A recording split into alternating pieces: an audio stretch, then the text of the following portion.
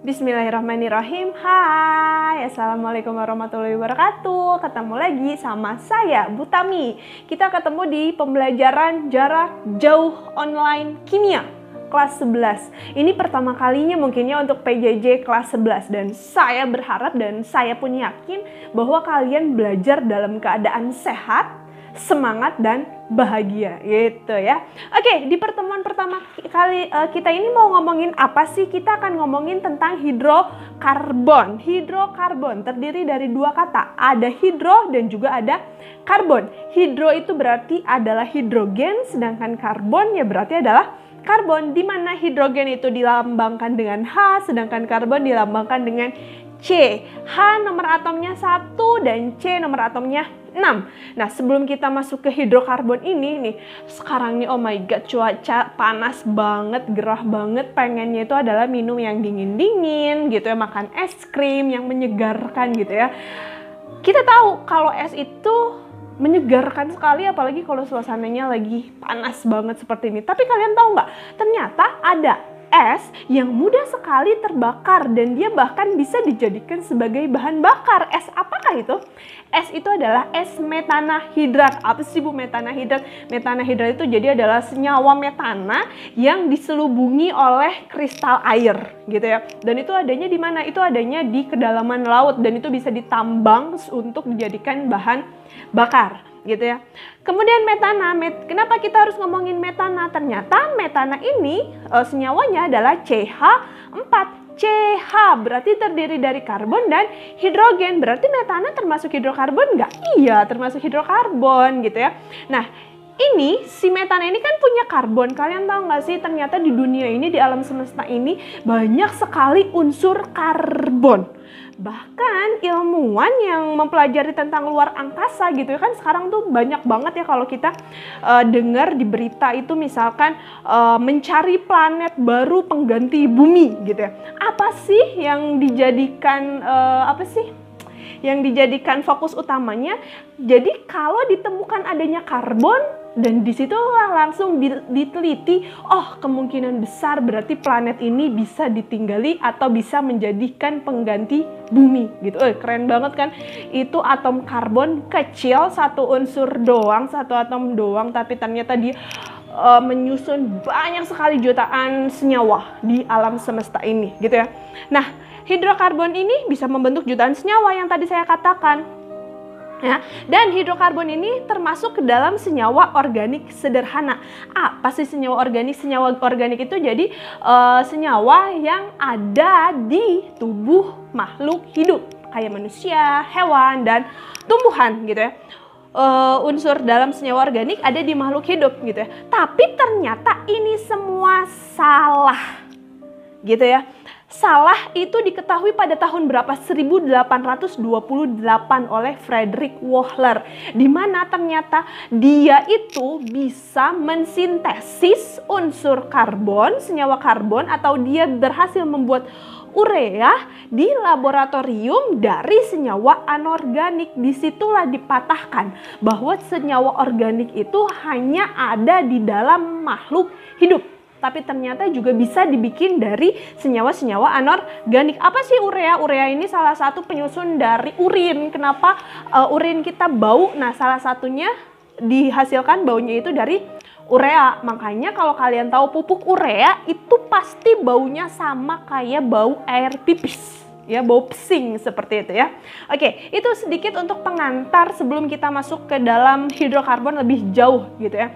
Oke, yang pertama akan kita pelajari dari hidrokarbon, kita akan mempelajari apa? Yang pertama, kekhasan atom karbon. Yang tadi saya katakan, kenapa karbon ini sangat spesial? Karena dia bisa menyusun jutaan senyawa di alam semesta ini. Kok dia bisa sih seperti itu? Yuk, sekarang kita pelajari. Yang pertama, kekhasan atom karbon itu adalah di mana atom C memiliki 4 elektron valensi. Kalau kalian masih ingat, elektron valensi itu adalah elektron yang ada di kulit paling luar yang bisa dijadikan untuk berikatan, gitu ya. Oke, kita sekarang konfigurasikan. Kita pakai konfigurasi Bohr aja yang lebih sederhana gitu ya. Di sini C, nomor atomnya berapa? 6. Berarti kalau kita konfigurasikan menjadi 2 dan 4. Yes, berarti elektron valensinya adalah 4. Kalau kita gambarkan struktur Lewis-nya, berarti C memiliki 4 elektron valensi. Artinya dia memiliki 4 elektron yang siap untuk dipakai berikatan secara bersamaan. Bahkan si C ini bisa berikatan lagi dengan C-nya lagi gitu ya. Atau bisa kita katakan berarti C ini akan mempunyai 4 tangan. 1, 2, 3, 4. Gitu ya. Itu kekhasan atom karbon yang pertama spesialnya. Spesial kedua apa? Spesial kedua itu ternyata jari-jari atom C itu relatif kecil. Artinya apa kalau relatif kecil? Artinya si kulit terluar dengan inti atom itu berdekatan. Sehingga dia akan menghasilkan ikatan kovalen yang relatif sangat kuat.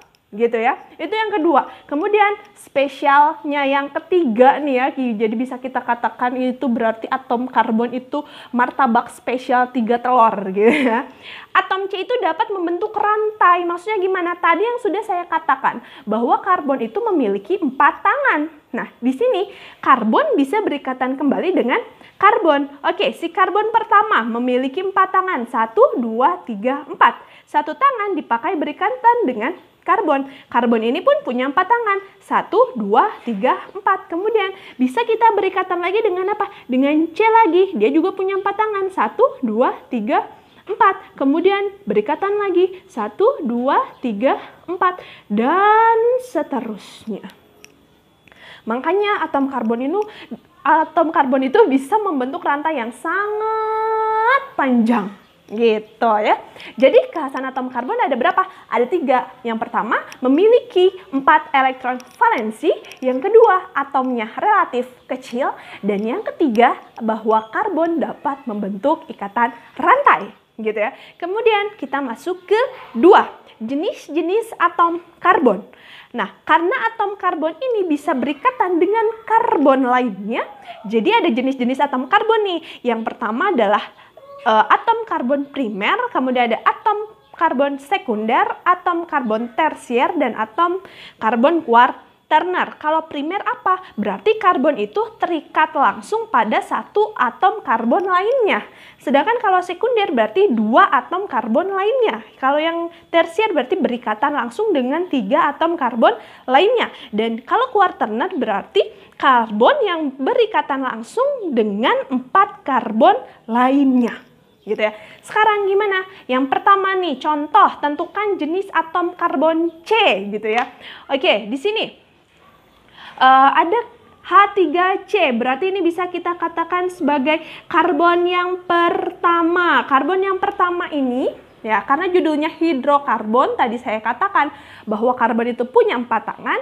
Di sini 1 tangannya berarti berikatan dengan C dan sisanya kan ada 3, makanya diisilah dengan H3 gitu ya. Oke, nanti itu akan kita pelajari lebih lanjut lagi. Gitu. Di sini si C, berarti si C yang pertama ini mengikat ada berapa karbon yang ada di sekeliling si C ini? Ya, cuma ada 1. Kalau ada 1, berarti dia termasuk primer, sekunder, tersier, apa kuarterner? Yes, berarti dia termasuk ke dalam atom karbon primer. Oke? Oke, sekarang lanjut. Yang kedua, yang ini. Nah, coba. Ini ada 2 tangan, ya kan? 2 tangan itu mengikat 2C berarti kan? Oke, berarti si C yang kedua ini, dia berikatan langsung dengan berapa C? Dengan 2C. 1, 2. Berarti dia termasuk apa? Primer, sekunder, tersier, apa kuarterner? Ya, dia termasuk ke dalam sekunder. Gitu. Kemudian kita cobain yang mana? Misal kita cobain yang ketiga ini nih, si C yang ketiga. Oke, kalau kalian lihat ada berapa tangannya yang dipakai berikatan dengan C, ya?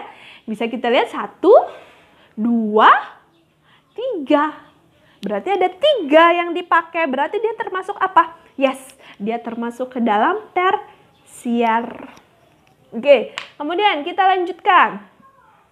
Misalkan saya punya ini. Oke, ada berapa tangan yang dipakai berikatan sama atom C lainnya? Ya, Cuma ada satu tangan, berarti dia termasuk primer. Good. Kemudian, ini yang kelima. Coba nih yang kelima. Berapa tangan yang dipakai berikatan dengan karbon? Ada 1, 2, 3, 4. Berarti termasuk ke dalam apa? Quaterner. Good. Cerdas. Gitu. Oke, paham? Oke, coba kita contohkan lagi yang lain. Saya mau atom C yang 6 ke 6 ini nih. Ayo, ada berapa tangan yang dia pakai untuk berikatan dengan karbon? Ada berapa? 1, 2, 3. Ada 3 tangan yang dipakai untuk berikatan dengan atom karbon lainnya. Berarti dia termasuk ke dalam apa? Termasuk ke dalam tersier.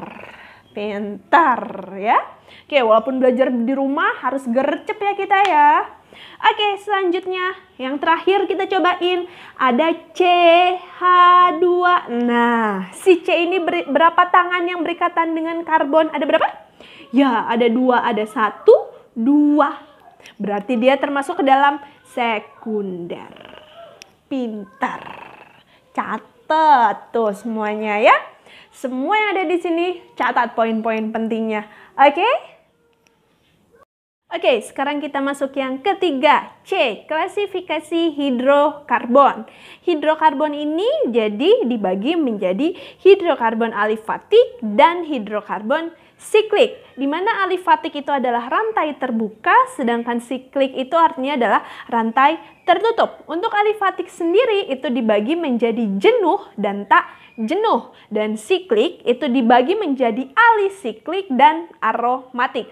Untuk alisiklik dan aromatik akan kita jelaskan di materi selanjutnya, gitu ya. Yang alifatik dulu, ada jenuh dan tak jenuh. Di mana jenuh itu artinya ikatan kovalen tunggal, artinya berarti ikatan kovalennya cuma ada 1, gitu ya. Sedangkan kalau ikatan kovalen rangkap 2, berarti ikatan kovalennya rangkap 2, gitu ya. Kemudian kalau rangkap 3, berarti ikatan karbonnya rangkap 3. Atau bisa kita dikatakan di sini berarti kalau tunggal, tangan yang digunakan berikatan dengan karbon cuma 1. Sedangkan kalau rangkap 2 itu ada 2. Dan rangkap 3 itu ada 3. Jenuh dan tak jenuh. Atau kalau misalkan dibandingin sama yang jomblo dan playboy gitu ya. Kalau jomblo itu jenuh.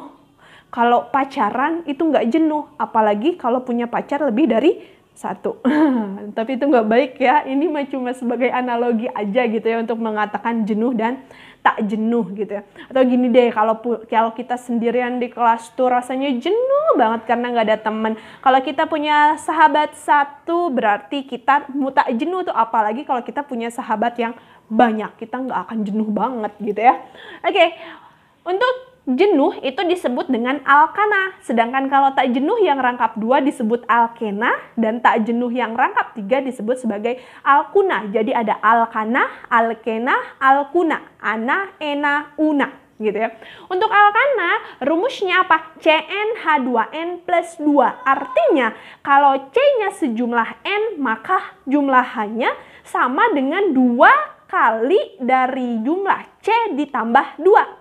Sedangkan kalau alkena CnH2n berarti kalau C-nya sejumlah N maka hanya 2 kali lipat dari jumlah karbon. Gitu. Kalau alkuna CnH2n min 2. Gitu. Coba kita cobain ya. Yang pertama, alkana. Kalau alkana ingat CnH2n plus 2. Kalau C-nya 2 berarti hanya ada berapa? Oke, N-nya berarti kan ada 2. Berarti 2 dikali 2 berapa? 4 ditambah 2, 6. Nah, jadi C2H6. Kalau alkena CnH2n. Kalau C-nya 2 berarti hanya 2N. Berarti 2 dikali 2 berapa? 4. Gitu. Lanjut, alkuna. Kalau alkuna C2H, CnH2n min 2. CnH2n, 2n berarti 2n 2 dikali 2. 2 dikali 2 berapa? 4. Dikurangi 2 berapa? 2. Gitu. Alkana lagi. C3 berarti hanya berapa? 2n plus 2. Yes. Gitu. Kalau alkena C3H2N berarti berapa? Hanya 6. Pinter. Kalau alkuna C3H2N-2 berarti berapa? 4. Good. Pinter lah kalian semua ya. Kalau C4 berarti hanya H2N plus 2 berarti berapa? 10. Gitu ya. Oke, kalau alkenanya berarti C4H2N berarti berapa? 8. Gitu. Alkunanya C4H2N-2 berarti berapa? 6. Pinter lah kalian semua ya. Oke, materi hari ini cukup sampai di sini dulu. Untuk tugasnya nanti akan saya beritahukan di WhatsApp group. Oke? Terima kasih banyak, semoga ilmunya bermanfaat ya. Dan tetap semangat. Wassalamualaikum warahmatullahi wabarakatuh.